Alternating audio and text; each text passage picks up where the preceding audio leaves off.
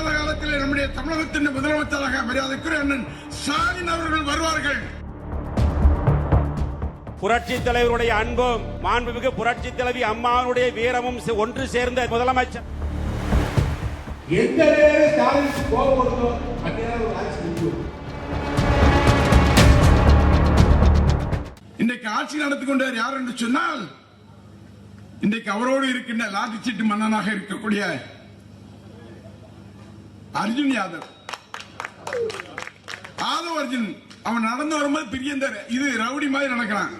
நீ ஆட்சி வந்த உடனே ரவுடி மாதிரி நடக்கிற. உன் ஆட்சி போயிட்டா உன்னுடைய கதை என்ன ஆகும்? எவ்வளவு நாள் இந்த ஆட்சி இருக்கும்? நான் குறிப்பிட்டு சொல்கின்றேன், 6 மாத காலத்திற்குள் இந்த ஆட்சி போகவில்லை என்று சொன்னால் பார்ப்போம். கழக தோழர்கள் எதற்கும் வஞ்ச வேண்டாம். 6 மாத காலத்தில் நம்முடைய தமிழகத்தின் முதலமைச்சராக மரியாதைக்குரிய அண்ணன் ஸ்டாலின் அவர்கள் வருவார்கள். நம்முடைய இளந்தலைவர் கட்சியை நடத்துவார்கள். அண்ணன் சகோதரர் உதயநிதி ஸ்டாலின் அவர்கள், நம்முடைய பாராளுமன்ற உறுப்பினர் அண்ணன் திருச்சி சிவா போன்றவர்கள் எல்லாம் டெல்லியிலே அமைச்சர்களாக அமர்வார்கள்.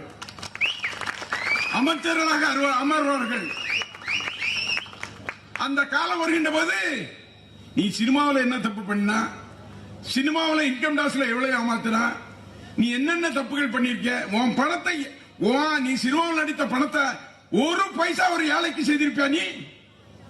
நீ எம்ஜிஆர் பற்றி பேசுறிய? ஒரு பைசா. இப்பேற்பட்ட இவரு இன்னைக்கு எம்ஜிஆர் பற்றி பேசுறான். எம்ஜிஆருக்கு இணையா நீ? எப்பேற்பட்ட தலைவராக இருந்த ஒரு புரட்சி தலைவர் எம்ஜிஆர் அவர்கள், அவருக்கு இணைன்னு இவரு சொல்றாருன்னு சொன்னா எண்ணி பார்க்க முடியுமா? எவ்வளவு ஏழைகளுக்கு அள்ளி வழங்கியவர்.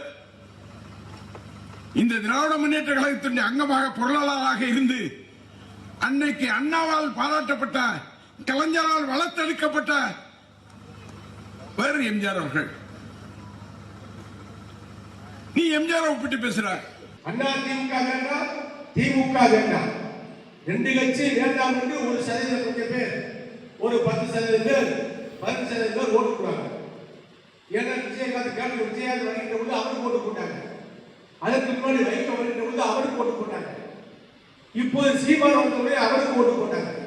இப்ப விஜய் வந்தவுடனே அவருக்கு ஓட்டு போட்டாங்க. அந்த ஓட்டோடு அவர் ஒரு நடிகர், ஒரு மாஸ் நடிகர், அதை ஒத்துக்கொள்ள வேண்டியதுதான்.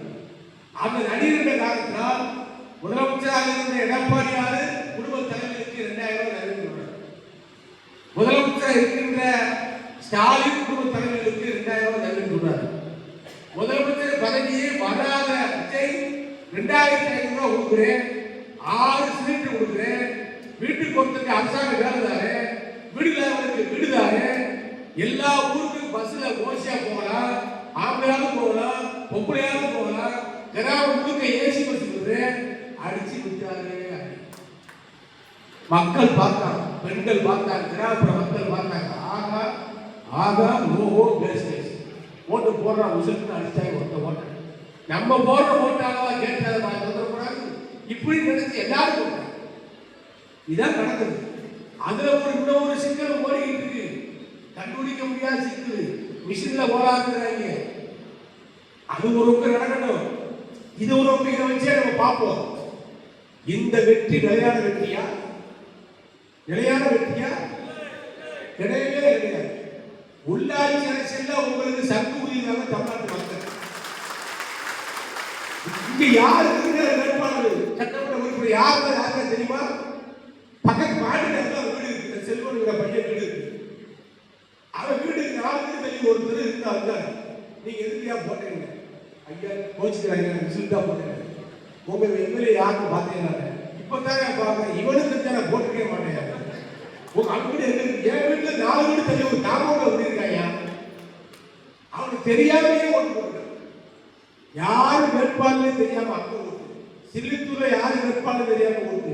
சில பேர் நாமக்கல் வீட்டு குற்றாலம் போயிட்டான், சில பேர் கொடைக்கானல் போயிட்டான், சில பேர் சரக்க போட்டு படுத்துட்டான். படுத்து கிடக்கிற போற 2 மணிக்கு போல எழுதுகிற நீதான் ஜெயிச்சுட்டு வாழ கொடுத்துருக்காங்க. இந்த அளவுக்கு மக்கள் மாத்தி கொண்டு போட்டான். ஒரே அலை. இது நிலையா நிறையா? உங்களுக்காக மக்கள் செல்வாக்கு பெருகுன்னு சொன்னா 150 சீட்டு ஜெயிச்சுக்கணும். புரட்சி தலைவர் எம்ஜிஆர் கூட ஜெயிச்சாரு, தனி மெஜாரிட்டியில. புரட்சி தலைவர் அம்மா கூட ஜெயிச்சாங்க, தனி மெஜாரிட்டியில. எடப்பாடியாரு இடைத்தேர்தலில் தனி மெஜாரிட்டி ஜெயிச்சு ஆட்சி தக்க வச்சாரு. நீங்க என்ன தனி மெஜாரிட்டி 108 ஜெயிச்சீங்க, ஒன்று விஷயம் பண்ணீங்க 107. திமுக ஜெயிச்சு 5 வச்சு கூட்டு வச்சு ஆட்சி அமைச்சிருக்கீங்க. இந்த ஆட்சி வச்சிருந்தே கருவில் காட்டமா இவ்வளவு ஆட்டம் தேவையான என்ன நடந்து போச்சுங்க? 10 வருஷம் வந்திருக்கீங்க எடப்பாடியாரு, 5 வருஷம் முதலமைச்சருங்க. ஸ்டாலின் வந்து மேயருங்க, 5 வருஷம் முதலமைச்சருங்க, 5 வருஷம் துணை முதலமைச்சருங்க. கொத்து கொண்டா போராட்டம் உள்ள பேசலாமா? இல்ல நியாயமா? ஒரு முதலமைச்சர் இருக்கக்கூடியவங்கள நான் 5 நிமிஷம் பேசுறதுக்கே குளத்தூர்ல கொத்து கொண்டா போட்டாங்க, இப்படி சொல்லலாமா? நான் ஸ்டாலினை கடுமையா விமர்சனம் பண்ணியிருக்கேன், அரசியலே விமர்சனம் பண்ணியிருக்கேன். எங்கள் தலைவர் எடப்பாடியாரை பேசுறதுக்கு பதிலடி கொடுத்திருக்கேன். ஆனால் அவமானமாக பேசவில்லை. கொத்து கொண்டா போட்டேன்னு சொல்றீங்களே, அதிமுக தூர்ந்து போன வச்சுக்கிறீங்களே, இவங்க அது தீய சக்தியா, நம்ம தூர்ந்து போன சக்தியா, இவங்க தூய சக்தியா? என்னடா எங்க பக்கடா இருக்கீங்க? உங்கள் வேலைக்காக நாங்களும் இல்லை மத யானைக்கு ஒப்பான திமுகவையே நாங்க ஆட்டி அடக்கினாலுங்க. உனக்கா பயன்படுறோம். நீ என்ன பண்ணிருவ? உங்களால என்ன செய்ய முடியும்? என்ன பண்ண முடியும்? நீங்க எது பண்ண முடியுமா? அண்ணாதிமுக தொடர் அன்னைக்கு ஆள முடியுமா? முடியவே முடியாது. அன்புக்கு கட்டுப்படுவான், அன்புக்கு அவர் அடிமை. அறத்துல யாரும் அடிமையாக மாட்டோம். இன்னைக்கு தாவேகாவுடைய தொண்டர்கள்லாம் ஏதோ என்னமோ மிகப்பெரிய சக்தி நாடு ஆடுறது மாதிரி நினைச்சிட்டு அங்கெங்க கூட்டம் போட்டு பேசிட்டு, நீ கவுன்சில் சிவகாசி, நீ அந்த கவுன்சில், நீ அந்த மாதிரி கவுன்சில் இல்லை வாங்கப்பா, நீங்க வந்து நில்லுங்க மாப்பிள்ளை. நீங்க உங்களுக்கு அந்த உள்ளாட்சியெல்லாம் வச்சுக்கிட்டு கொடுக்குறாங்க. அங்கங்க ஆளை பார்த்தா ஓட்டு போடுவான். ஆளவே பார்க்காம ஓட்டு போட்ட ஒரே தேர்தல் எனக்கு தெரியும் சுதந்திரத்திலிருந்து இந்த தேர்தல் தான். ஆளவே பார்க்காம ஓட்டு என்ன மெட்ராலிருந்து ஒருத்தர் திருச்சி அடிக்கிறார் சின்னத்துல, அவங்க தான் இப்ப அங்கே வந்து ஐயோ லூஸ் மாதிரி அடையிறான். ஐயோ லூஸ் மாதிரி போயிட்டு சிறுநேரத்தில் போய் முறுக்கு வைக்கிறாங்க கோயிலுக்கு முன்னாடி. முறுக்கை எடுத்துக்கிட்டு எப்ப சுட்டுது? இதை எப்படி சுட்டுது? எப்படி சுட்டுறீங்க? அது முறுக்காரே போராட்டம் போற இடத்துல போறாங்க. ஒரு மந்திரி செய்யற வேலையாக திருச்சித்துல போய் லட்டை தூக்கினா, லட்டை எடுத்து லட்டு என்ன வேலை? அவனை மிரட்டுறது. என்னப்பா நாட்டில் உங்களுக்கு சிவில் சக்கரவர்த்தி இல்லைங்களா? இந்த நாட்டில் உங்களுக்கு எழுதி கொடுத்தாங்களா? எந்த நேரம் ஸ்டாலினுக்கு கோபம் வருதோ அந்நேரம் ஒரு ஆட்சி முடியும். அவருக்கு கோபம் வரணும், வரும் வரும். அது வரைக்கும்